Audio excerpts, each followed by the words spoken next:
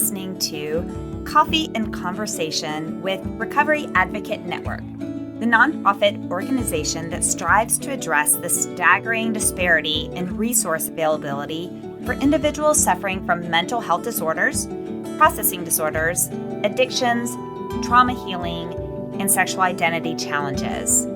Together, we strive to end the stigma associated with these challenges so that true healing can begin.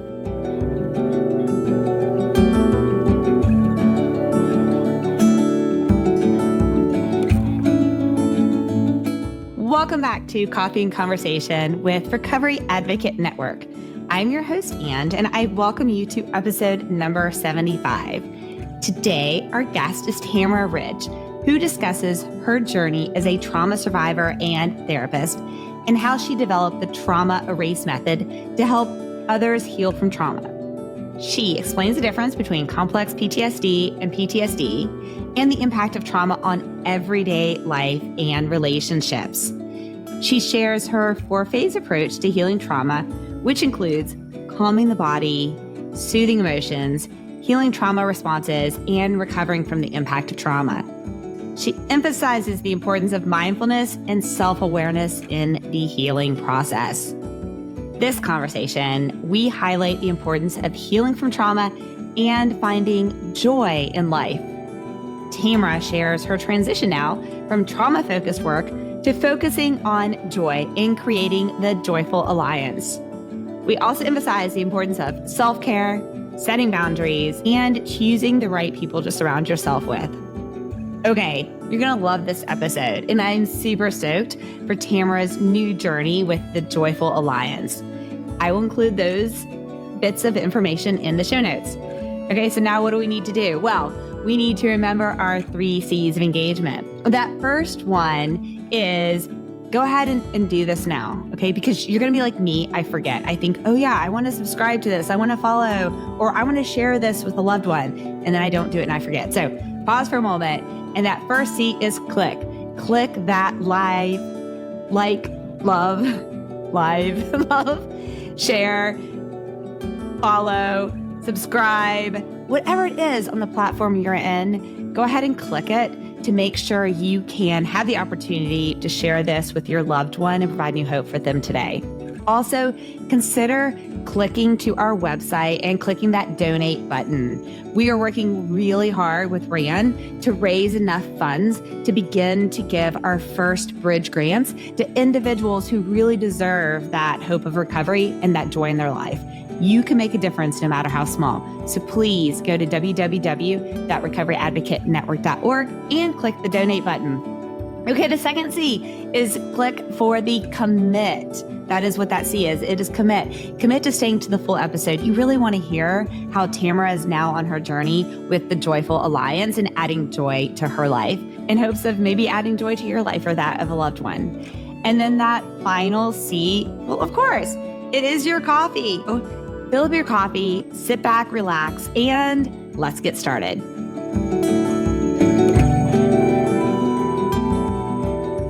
Awesome. Okay, listeners, I am stoked tonight. We're recording on I have to think for a minute. We're recording on a Friday night. It's been a long week, and I have Tamara Ridge is here with me. And if you've listened to the intro, which you should have, if you're skipping the intro, you should stop skipping it and go back and listen to the intro and hear all the amazing things that she's doing. And if you've listened to it, you've heard that she's amazing. And we're going to dig into a lot of that right now. So, Tamara, I'm going to do my classic shut up and stop talking. And please tell us why you're here today and tell us about yourself. Oh, my goodness. Okay, why am I here? I'm here because I'm looking forward to a fun conversation. Yes. What Deal. about me? Yes, I am. So I've been a lifelong healer, but really sort of a rebel against pain and things that I didn't create for myself. And grew up with lots and lots of childhood trauma. And then in my adult life, the trauma patterns continued. But, plot twist at 30, I became a therapist. So then I became a therapist to sitting with clients in the beautiful private practice office with a really relaxing waiting room and when my clients talk to me, they're setting off my trauma. And I'm like, oh, I can't do this. So it's that at that time, that was 27 years ago. Time flies. I think I'm 23 on the inside, honestly. Right? Yes. Look, I buy it. Go with it. Yeah. Okay. So I'm 23 still. And at that time I said, I'm not going to live this way. And I refuse to be a therapist that just asks the surface level questions and allows people to continue to be in pain. And at that time in 2001, there really wasn't much training when it comes to helping people heal trauma. Like, if many of your listeners may know about Bessel van der Kolk's book, Body Keeps the Score. That's the one. He didn't publish that until 2017. So back in 2001, I'm like, I got to figure this out. So I started digging into research on how does trauma affect development? And I started building from there. And the long story is lots of trauma, lots of replaying of trauma, lots of terrible relationships, while Tamara figured it out and put the pieces together. And then about 2018, it all came together in something that I call the trauma erase method. And so now I have found a way to streamline the healing process to help people do it on a self-study basis. Like, let me give you all of the tools so you can do it yourself.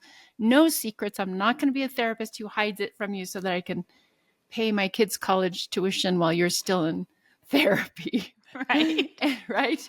And so I'm just really, and now at the place that I'm at in my life, I'm ready to seek much more joy because I'm a complex PTSD survivor who is now seeking joy in my life because I'm not held back by all the trauma responses and stuckness that gets created in childhoods like mine. So I'm here to spread the good news of what's possible. I love the good news. Now, listeners, if you haven't watched the episodes, for example, I believe it's episode 13, and we talk about the link between childhood trauma and addiction. I believe we talk about complex PTSD there and in some other episodes. However, will you, Tamara, just for the general population still doesn't understand because it's a pretty new term, what complex PTSD is in comparison to what PTSD is, like, what the difference is between the two. Both of them are very significant and they both impact the body, mind, and soul in very different ways. And hence recovering from them can be very different. So can you talk about that? I can. So I really think about it in terms of little T trauma versus big T trauma. So big T trauma is a car accident that you get into that, threatens your life. So PTSD can be something where it's a one time, where it's an event that makes you fear for your life or the life of someone that you love. And there are memory problems with it, and there is trying to not experience it again. But it's usually a one-time big global thing. And the sooner we heal, go to treatment and try to find a way to heal it for that one discrete trauma, the better we are. And it can, like, that one event can become a thing that is a memory but not held in the body the same way. Little T traumas are interwoven into the fabric of day-to-day life and relationships. So if you have a parent who is who tends to go off the handle and do that in whatever way they do, and they get upset about, my mom got upset with people who chewed with their mouth open.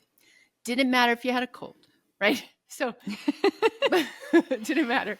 Or brushing your teeth or washing the dishes. So all of those explosive responses or undermining emotional responses that diminish your humanness for a child who's developing, somebody diminishing their sense of well-being in terms of not even mirroring feelings and saying, oh, what are you crying for?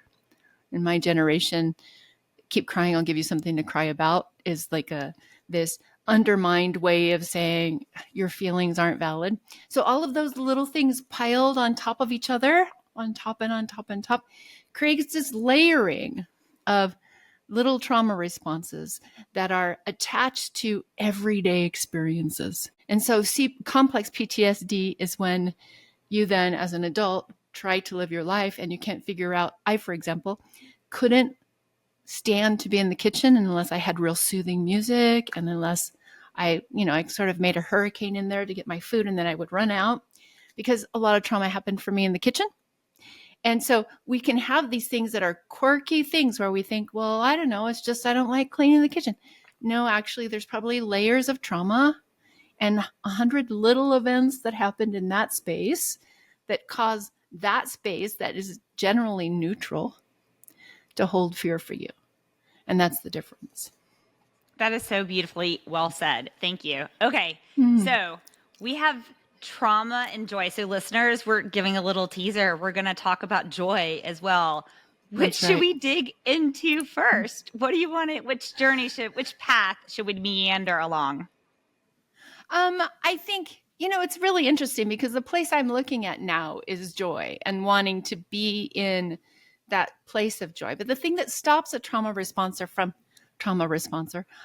survivor from being in joy is those little everyday reminders that something about that benign thing that they're doing today is dangerous.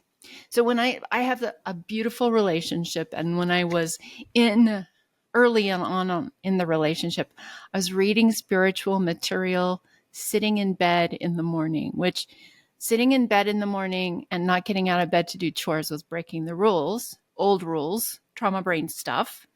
But I was sitting there with this beautiful human. He walks in the room with a glass of lemon water in his hand, hands it to me, and turns around and walk out. Tamara starts bawling because he did something really wonderful for me, but I'm not allowed because I broke the rules. So if he'd come through the door yelling at me about why am I still in bed, my trauma brain would have been much more comfortable with that. Yeah. So right? But yes, I can see this. Right? And because he did something loving, it took me a few hours to process that, which means that moment, which should have been a moment of joy and a moment of connection, was stolen from me, right? And so I think they go together. I think the big thing for me is understanding that trauma responses don't have to be part of our daily life. So one of the things that therapists used to say back in 2001 when I became licensed, therapists were still saying, well, trauma responses, your trauma is part of who you are. And so you have to learn how to integrate it. And when you are having a trauma response, you have to just ground yourself and work through it. And I say, well, actually, no. You can heal that response so that it doesn't show up so that anytime a trigger that would set you off into a trauma response shows up in the future and you've done the work to dismantle it, you can have joy in that moment instead of being fearful. I love that. I think, I'm laughing right now. So for everyone watching, like, why are the lights going crazy? One of my lights just decided it was going off. And I was just like, okay, focus on thinking about trauma, not about studio lights, and get your stuff together. Okay. So talking about Bessel's book, for example, Body Keeps a Score. And I love that you were I don't love that you were navigating through this so many years before he wrote that book or that book was published. Okay. What I love is the work that you did, and you didn't have that as a resource. And I read that book when I was in trauma treatment. So I was a victim of a kidnapping and a hostage situation and went to trauma treatment for it. And I also had severe childhood trauma. And when I read the book, I literally, I highlighted and tabbed like the entire book, and all of the things I had blamed myself for over the years, challenges with relationships, challenges with different things. When I read the book, I realized, well, of course I would react this way because my 5-year-old self or my 4-year-old self or whatever was trained via these responses with the environment that I had. And our bodies it's a survival mechanism.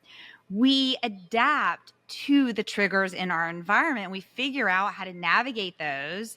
And based on how we navigate them, that's how we can survive. And the better you get at it, the better you can survive, right? And so hence, you don't even realize that when you get to become an adult and someone comes and does something. I mean, one of my favorite things to do is sleep in late in the morning and read books about it. So when you said that, I just was picturing myself like tomorrow morning, I'm going to be like all curled up in bed. And thinking about that, yeah, I also find it hard when, for example, my boyfriend shows me love or kindness because my trauma response is, oh, wait, what does he want? What are the underlying reasons? Not that, I mean, he just has a great heart, right? And it's not that. I'm thinking, okay, wait, what is the ulterior motive? It puts my guard up. A lot of those types of trauma responses, which are not the level of joy that I absolutely deserve to receive that everyone deserves to receive at every stage of their life, and that I deserve to receive at this stage of my life. So that is so powerful when you shared that. Thank you. Well, and it's not hard, but it's not the tools. It's very interesting because the book that I started with was, of course, I just had it in my head. It's called Too Scared to Cry by Lenore Terr. And it's basically a research study that's written by a psychiatrist. So I'm a very left-brained human. And all my whole life, I thought I was right-brained because trauma gives you way, way, way too much emotion, right? And I hate and always have hated that sensation of having emotions out of control. Oh, absolutely. Right? And I had to make it make sense. So Lenore Terr was a psychiatrist who was called in to help heal some children who were kidnapped in a bus and put into an underground bunker. I think that they were there for 24 hours, and this happened in the late 90s. And so they called her in and said, help us understand how trauma impacts development on these children and what we need to do to help them heal. So it was that book that I read that I went, oh, that's how development happens. That's how we develop patterns of relationship that are based in the trauma that become so automatic that we don't even think about them. It's one of the things that's frustrating about trauma responses is we can be in trauma. Most of the time we're in trauma responses and we don't know it. Because it just is everyday life. It just is everyday life. Unless you pay attention to that feeling in your solar plexus when you're doing some everyday life thing and you're checked into yourself and noticing and you go, oh, wait, I'm doing this with a sense of fear. Maybe this is a trauma response. Right? I love one of the things that we're really passionate about in RAN, and RAN has two parts of our mission.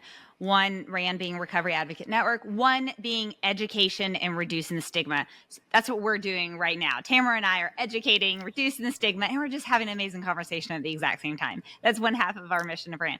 The other half is fundraising for grants, for scholarships, for individuals who are in treatment. Their insurance drops them and suddenly, right? And they don't have transition plans. They don't have an opportunity for healing. And it's even more traumatizing. And so we're really passionate about trying to break that cycle. And in trying to determine as we do that, what treatment centers we collaborate with, one of our criteria is that we're looking to collaborate with centers that give the individuals the opportunities to try a number of different treatment approaches. And when you were just walking through that journey, I thought about when I was in treatment, the ability to learn mindfulness, for example, and to be able to sit in something. It wasn't until I learned how to do mindfulness that I was able to slow down. And when someone first asked me in treatment, where do you feel that in your body? I'm a childhood sexual abuse survivor. I don't feel anything anywhere in my body. Like, oh my gosh, no, right? Why But would I? I Yeah. know, exactly. That's insane. Don't say that. That's just awful. Okay. Right. But by using one of the many tools, which is mindfulness, I slowly have been able to identify some of my trauma triggers and sit in them and be mindful and think of, okay, this is where this is coming from and feeling from, which I love that. So in your trauma eraser, do you want to talk about some of the tools or how you figured out what some of these tools were? So I call it the trauma erase method. Method. Yeah. And it has 4 phases. So phase 1 is calm, because we can't do any healing until we've calmed the body. And most of the time when we have trauma responses in our body and we're used to disconnecting with our body, we have so much hypervigilance happens because we have a nervous system that's highly ramped up and on edge. So first we have to calm the body.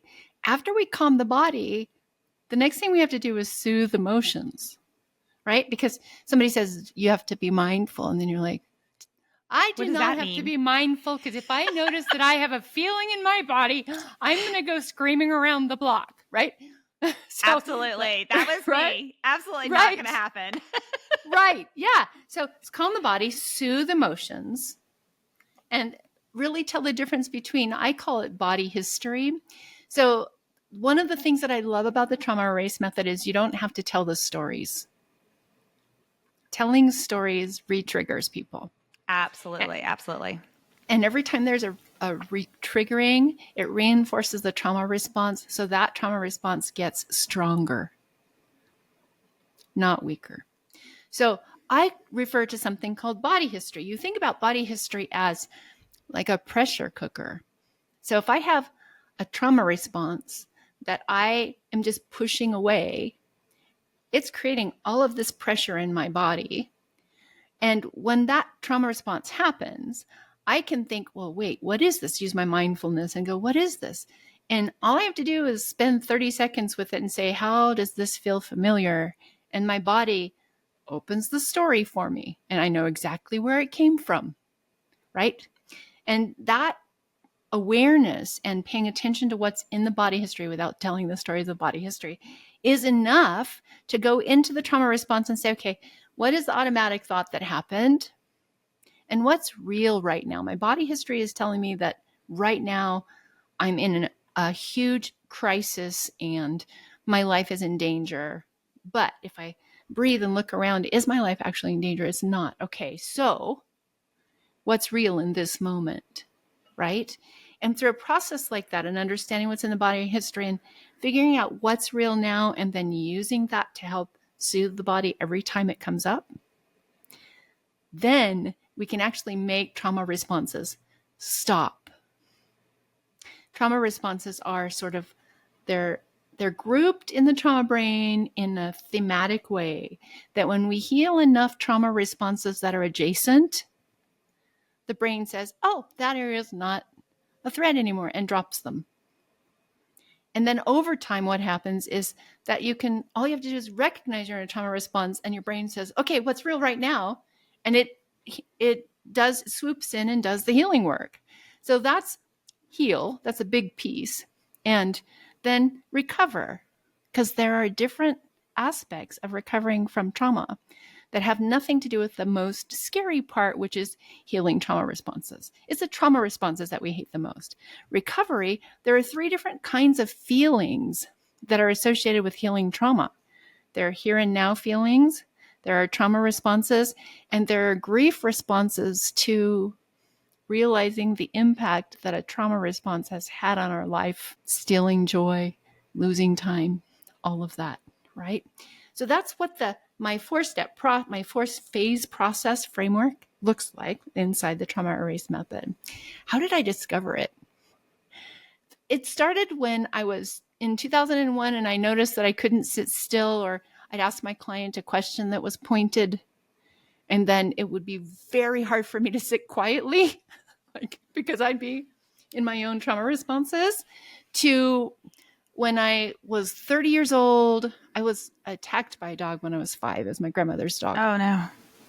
And I had to have 36 stitches in my face and throat by Wow.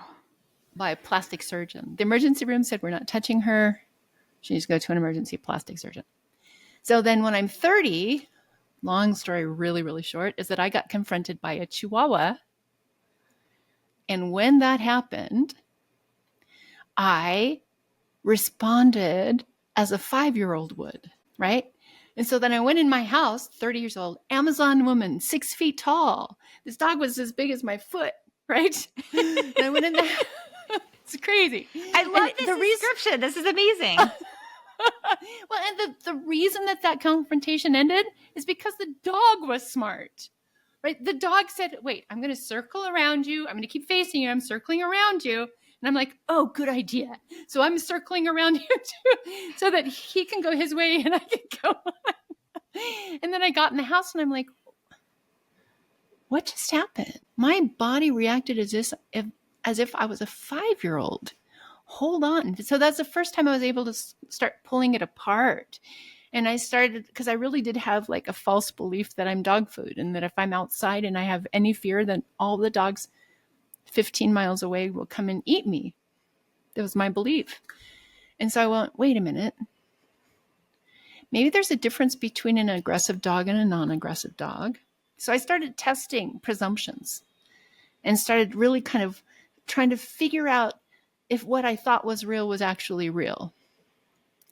That was when I was 30.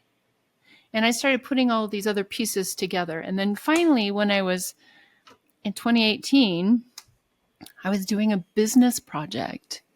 And I was following a business guru who actually, she liked to leave pieces out of her teachings without telling you that. And so that if you wanted it more, you would fly to Australia and spend a week with her and pay her big money. And so every time I was coming to the project to do the work, I couldn't figure it out. And so I would instead, in my family, we did lots of overeating. You talk about addictions. It was overeat and don't feel and don't talk about anything. Just, So every time I'd come to this project, I'd be like, I just need some salted and roasted nuts. So I'd go, I'd leave my office and I'd I'd go buy myself like one of those big containers and I just swim in them till my stomach hurt. And then, and you can eat a lot of nuts. They're like pretty small, right? Yeah, so you can. And they're very addictive, like in and of themselves. It's just like small. Maybe I'll just have a few more and the salt in them. Yeah, absolutely. I can picture that right now. Yes. And right. But you can only do that for a few weeks before your genes start saying, hey man, what are you doing? And they're not your 5-year-old genes. They're your 30-something-year-old genes. Exactly. Yeah, exactly. So I thought, okay, I already knew from the work I had done that when we have any sort of compulsive behavior and we want to figure out what's going on, when we're doing this, we don't feel it, right? So as long as we're eating, as long as we're chewing, we don't feel until we swallow, and then the feeling comes back. That's why we have to put the next handful in. Yes. So I thought, okay, I am going to refrain from eating these nuts because I need to know what's going on for me. So when I refrained, what I came up with was anger. I was really angry, really, really angry. And then I sat in front of my computer and I said, okay, I got to try this again. And I noticed why I was angry. Because I was saying, I can't do this. It's too hard for me. And so I went, wait a minute. I graduated at the top of my class. I studied chemistry, physics, and calculus. I can't do this. Too hard for me. I'm smart. What's going on here? Well, body history. Body history story is that I grew up as an asthmatic child, had pneumonia twice, and my parents, whenever they saw me wanting to do something, they were terrified of me getting sick. And in the 70s, they didn't have good medicine for asthmatics. Oh, yeah. So, yeah. Right? Terrible. There's nothing. So whenever they saw me going towards something that I thought was fun, you can't do that. It's too hard for you. Right? So it got ingrained. So now I'm like realizing I can't do that. It's too hard for me. And I went, where's this coming from? And I realized where it was coming from. And then I thought, hey, then I did a body history timeline for looking for exceptions. And I'm like, okay, I graduated, the only person in my family to go to college. And I graduated from graduate school, the top of my class, every class I graduated from. That was unnecessary. I didn't need to do that well, but survivors are often overachievers, right? Yes. We always look back and we're like, wait, yeah, I say that about college. I graduated top female engineer in my graduating class. And when people talk about, I had a great experience in college. And I also say I probably should have spent more time enjoying it, at least a little bit. So you did this body history scan and you were like, top of my class. Swimmer, varsity swimmer, 4 years in high school, unmedicated asthmatic. Left 2 abusive relationships, left the Mormon church that I was raised in. But, okay, so I went through all that and I'm like, wait a minute, I do hard things. And hard things are fun for me because it's like a puzzle. I enjoy that. So then for the next 2 weeks, every time that memory of thinking about the project I was working on or sitting in the project I needed to do, I would breathe and say, I do hard things. Hard things are fun for me. I did that for 2 weeks. And I stopped craving nuts. I haven't eaten any like that since then. I've had nuts without, I've had 1 handful of nuts, but I haven't ever swam in them. And and the other thing that happened is that after I realized that it wasn't me, I could see the gaps in the program. And I'm like, oh, okay. So then the next thing I did is I went into my office, and I'm a teaching therapist, so I had a whiteboard in my office, and I went, I've completely eliminated that trauma response. How did I do it? Step 1, notice out of proportion response. Step 2, breathe. And I just went through 6 steps, and that's where it was born. That 6 is steps amazing. for healing a trauma response. Yeah. My favorite part about all of this, Tamara, is so I've heard so much about trauma and recovery and different methods. My favorite part is this idea of the body history timeline where you take a step back and you look for times across there that go against what your trauma response is saying.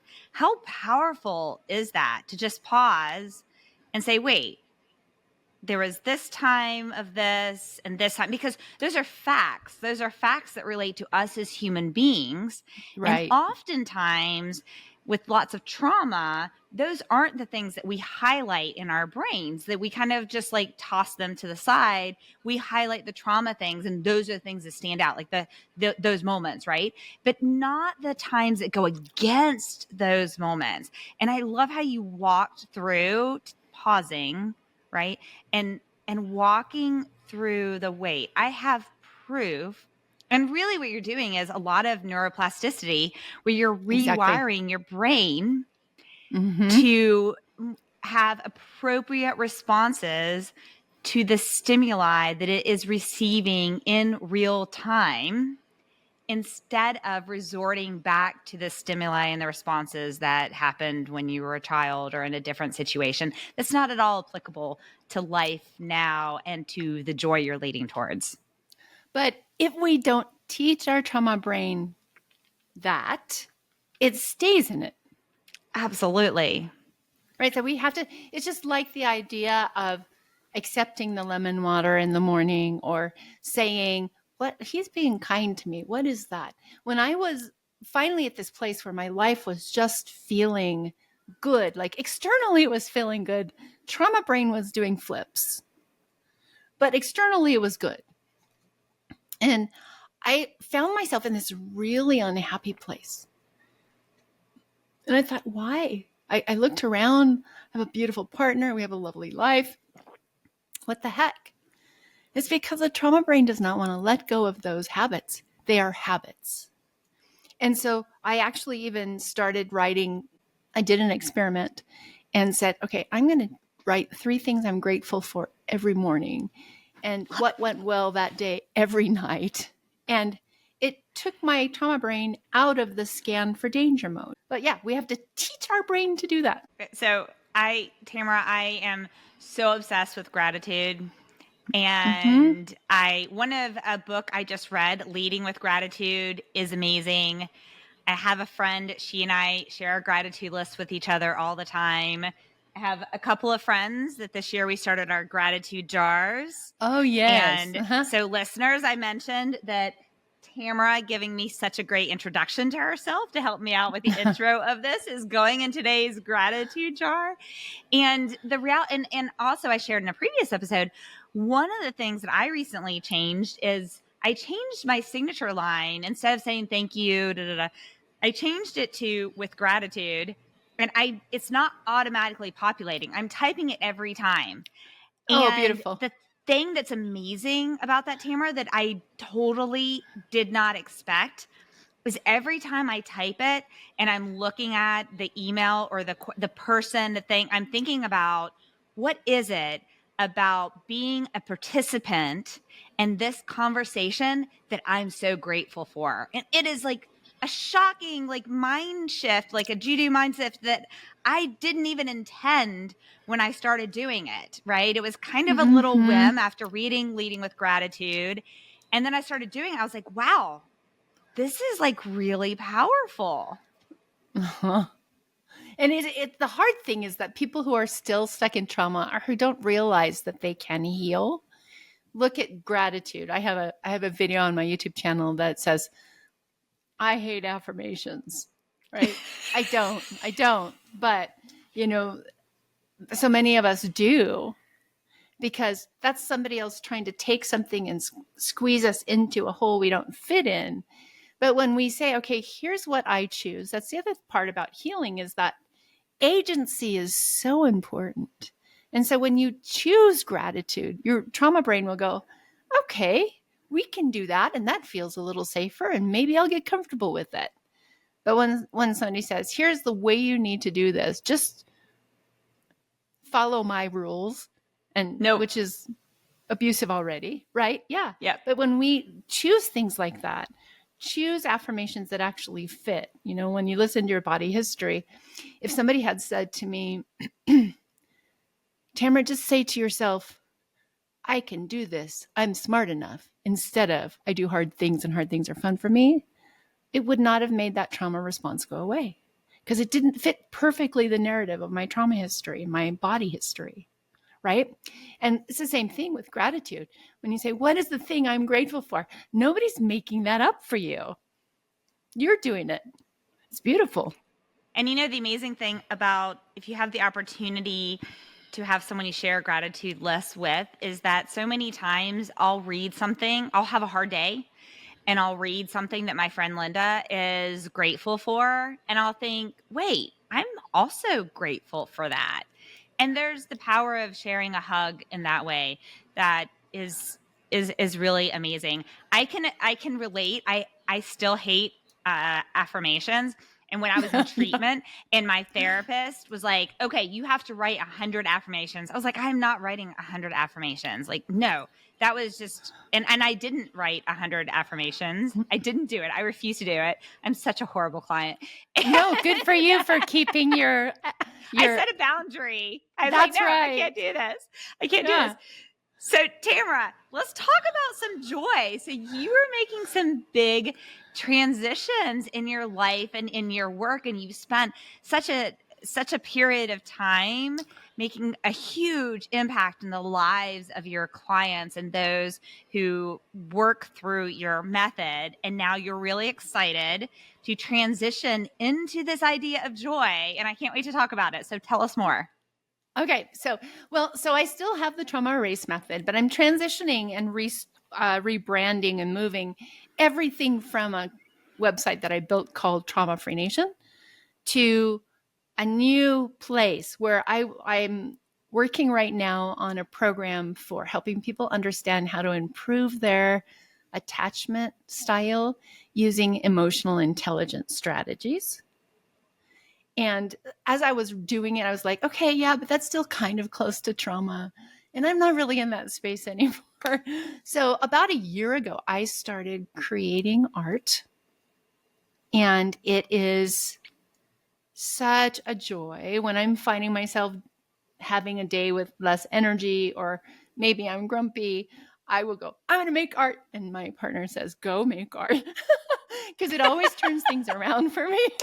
And so I'm about, I think so many times we're so limited when we understand how far our life will take us after we've had trauma and healed from trauma, because we've been so limited saying you can't, you're not allowed to. If you voice your own opinion, then you're going to get hurt. If you take a risk, you're going to get hurt. And there's so much liberation in taking risk and painting something ugly. And yes. And so I'm seeing, and my vision is, instead of it being Trauma-Free Nation, I'm creating the joyful alliance, meaning that if we connect with other people, just like sharing your gratitude list with your friend, when we connect with other people and our target is joy beyond what we believed we could do from the perspective of the trauma brain, I think that we can live in goosebumps. I know we can live in goosebumps. It is not a thinking thing. I know it. And been reading, one of the books that I have just recently read is the book Who Not How, which is amazing. It really talks about collaborating with, like, taking your vision and going into the future and then saying, okay, in order to reach this really high goal that I have, what skills do I have that it makes sense for me to continue to do things? What skills do I not have that I need to collaborate with other people? And what are things that, like, it doesn't make sense for me to do and I need to empower some other people to do in that way? And the thing that I was just thinking about when you were talking about, like, moving into this joy part, right, is thinking, okay, wait, not how are we going to do this, right? But we're going to get to joy, and we're going to figure out who are the people that we need to surround who do we need to learn from? Who do we need to use as role models? Who do we need to do those things? Surround ourselves with those people who have the hows towards this. And I think you're building an alliance of those type of situations, people's resources, to allow that to be successful for individuals. Mm-hmm. That's exactly right. I think sometimes we don't think, when we're in the trauma habits, we don't think about, wait, what is the who, right? I was just talking with a friend of mine, like a heart friend, one of those. Yes. She's funny because when she laughs, she wrinkles her nose like mine. And that was the first thing I'm like, oh, she wrinkles her nose like me. We're kindreds, right? Yes. But we were talking about making friends in adulthood after trauma. And it's so easy to make friends of people who can support us in our unhealthy habits. Oh, absolutely. Right? Absolutely. Or we can start having conversations about, this is the kind of friend that I'm looking for. These are the kind of people who will say, yeah, that's hard and it's been hard. And what's next? Maybe we can climb to the top of that hill together, right? And that's what I'm looking to do. It's just because, and if we look at the ACEs study, are you familiar with the ACEs, right? Yes, and we've talked about it in previous episodes, but will you just give a summary to the listeners so that they can understand the ACEs and the ACE score? So the ACEs score was basically a research study done by the Kaiser Foundation, and you can't really find the original study anymore, which is a good thing because some of their interpretations were terrifying and inappropriate evaluation of statistics. But essentially what the ACE study says, if you have a score of 4 or more, then you have a likelihood of more high-risk behaviors and a shortened life. And my ACE is probably 10, right? Mine's 8. Right. I researched it when we were doing the link between childhood trauma and addiction, that episode, and we were going back through. And ACEs are adverse childhood experiences. So it could be that you grew up in a home where one parent was in jail or prison. You grew up with addictive parents, or someone in the home was addictive, abuse. There are a list of these 10 things. And that's how, based on the number out of 10, is how you might get this score that's, 4 was their benchmark thing that gave the statistic. So, and there are 100 other ways that you can experience abuse that weren't on their list of 10. absolutely. Right? Absolutely. Right. So like the score doesn't really matter. And the study really was a correlational study. So it says if you have these ACEs, then it correlates to these behaviors and an early death. But one of the things that they don't say frequently is correlation is not the same as causation. And there's a lot of space in between each one of those areas. I have a whole talk that I've done about it. There's a lot of space in between the things that they look at in that study for intervention. Right now they use early childhood intervention, but as an adult, like the trauma erase method addresses interventional areas, right? I can't remember why we started talking about the ACEs study. I love this. I love this. I've had some other episodes where I've thought, okay, wait, I had something really brilliant to talk about. And now I don't remember what it was. Okay, we're talking about childhood. We're making our way to joy. Okay, we were talking about who, not how, and some of the who's in our lives. I still have no idea why I brought up the study. I love it. Well, when I think of the who, not how, I think of, and when it ties to my thoughts of joy and where I want to be and my trauma responses, is that I, in the past, might pick who's in my life that resemble some of those trauma responses. And they've held me back in different areas of my life. But I'm at a stage now where my goal is to select the who's that will lead me towards being able to accept that affirmation, that will lead me towards that joy. However, I still have those trauma responses. So trying to collaborate with this new version of who's, these people who believe in me, these people who truly love me just because they love me, those are the who's that I want. And yet there's still this child inside of my brain that still struggles with that trauma response. And still, if I'm not focused when in dating or something like that, if I'm not focused, I will very easily fall back into picking a who that is an abusive who, or a situation that is very much in that trauma brain, and not someone who's going to lead me towards joy. Yeah, and it's recognizing habits. Like when you brought that up about dating, right? So my habits in my family and growing up, my trauma habits really had to do with over-giving and over-sacrificing so that I can receive love from people who never gave it, right? So you just keep giving until you're empty and beyond empty. And that's my whole life story, right? And so I'm not doing that anymore. And the friend who I was just talking to, she's not one of those people, right? The one that wrinkles her nose the same way I do. And we were talking about the who's and inviting people into our lives that are not the same people that we would attract through trauma. And the thing about that is that I still can default to giving too much, right? I can still default to that, right? And so it's about knowing that and knowing ourselves and knowing when and how to say no and when and how to. I tend to see the best in people. And when I see the best in them and I want to help, I'll help more than I should, right? So that's where I am in my evolution.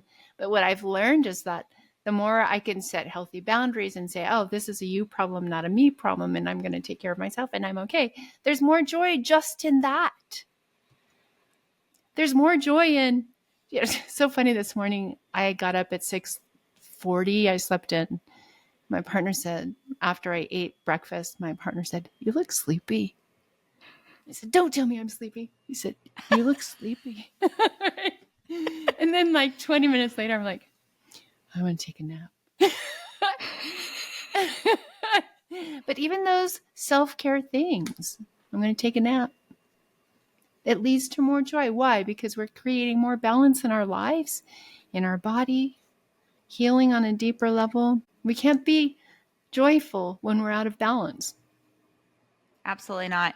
I love when I interviewed, and I've repeated this quote in many episodes, when I interviewed Dr. Constance, who is the author of the book, 52 Weeks Being Mindful. One of the quotes in the book is, "Every life matters, including yours. Start acting like it." Oh, that's great. Isn't that amazing? That's And for amazing. trauma survivors, it's that. Like, your life matters. If you decide that you're tired and you have the work style or the situation to where that's your moment of self-care. I mean, I work now, I'm COO of a startup, and being an executive of a startup is super stressful, and it's really stressful for my CEO. And I asked him yesterday, because we're at a very stressful time, and I said, "Hey, what are you doing for self-care?" And he kind of chuckingly said, "What is that?" And it's a reminder. Yeah, yeah, exactly.